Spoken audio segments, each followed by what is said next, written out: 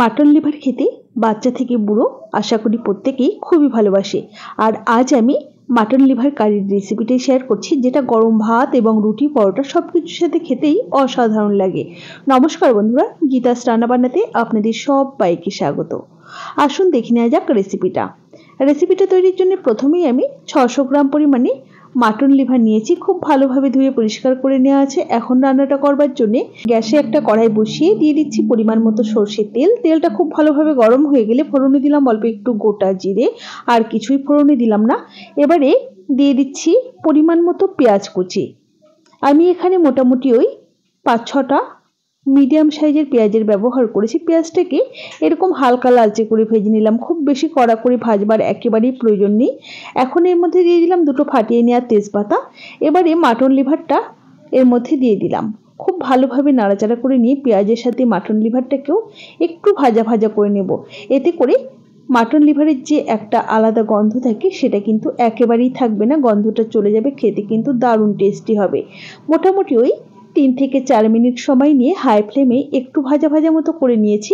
কালারটা কিন্তু চেঞ্জ হয়ে গেছে। এখন আমরা এর মধ্যে অ্যাড করে দেব পরিমাণ মতো আদা রসুন বাটা।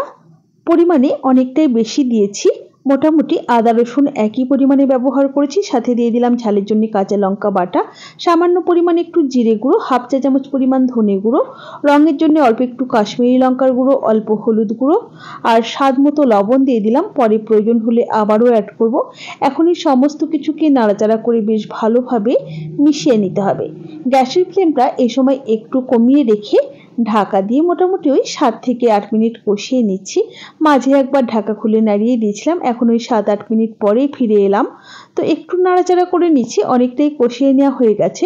এই সময়তে আমরা এর মধ্যে অ্যাড করে দিচ্ছি এরকম ছোট টুকরো করে কেটে নেওয়া আলুটাকে আমি কিন্তু ভেজে দিইনি, কাঁচা আলুই অ্যাড করেছি। আপনারা চাইলে অবশ্যই ভেজে অ্যাড করতে পারেন, তবে নতুন আলু ভাজবার একেবারেই প্রয়োজন নেই।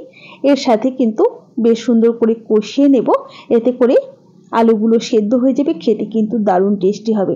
আবারও ঢাকা দিয়ে মিনিট 5 কষিয়ে নিয়েছি। এবারে ঢাকা ওপেন করে খুব ভালোভাবে নাড়াচাড়া করে নিলাম। এবারে এর মধ্যে দিয়ে দিচ্ছি দুটো একটু বড় সাইজের টমেটো কুচি। টমেটোর পরিমাণটা একটু বেশিই দিতে হবে। সাথে দিয়ে দিচ্ছি 1 চা চামচ পরিমাণে মিট মশলা। অবশ্য করে এই মিট মশলা দেবেন। আর লবণটা একটু কম ছিল, তাতে লবণটা আমি একটু অ্যাড করে দিলাম। এবারে খুব ভালোভাবে নাড়াচাড়া করে মিশিয়ে নিচ্ছি। মোটামুটি ওই আরও মিনিট 2-3 এভাবেই রান্না করে নেওয়ার পর গ্রেভির জন্য দিয়ে দিচ্ছি পরিমাণ মতো গরম জল। অবশ্য করে এই গরম জলেরই ব্যবহার করবেন, এতে রান্নার স্বাদটা খুব ভালো আসবে। এই জলটুকু দিতেই হবে, না হলে কিন্তু মাটন লিভার আর আলু অনেকটাই সেদ্ধ হতে বাকি আছে।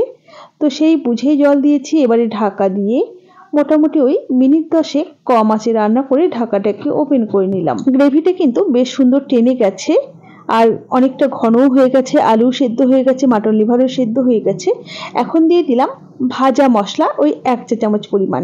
এই ভাজা মশলার মধ্যে ছিল গোটা জিরে, গোটা ধনে আর গোটা গরম মশলা আর শুকনো লঙ্কা। ওগুলোকে শুকনো খোলায় ভেজে গুঁড়ো করে সেখান থেকে দিয়েছি 1 চা চামচ পরিমাণে। তৈরি হয়ে গেছে আমাদের দারুণ সুস্বাদু মাটন লিভার কারি। এই রেসিপি কেমন লাগলো অবশ্যই জানাবেন। ভালো লাগলে লাইক ও শেয়ার করে পাশে থাকার অনুরোধ রইল। তাহলে আজ এই পর্যন্তই। সকলে ভালো থাকবেন, সুস্থ থাকবেন। হাজির হয়ে যাব নতুন কোনো রেসিপি নিয়ে। ধন্যবাদ।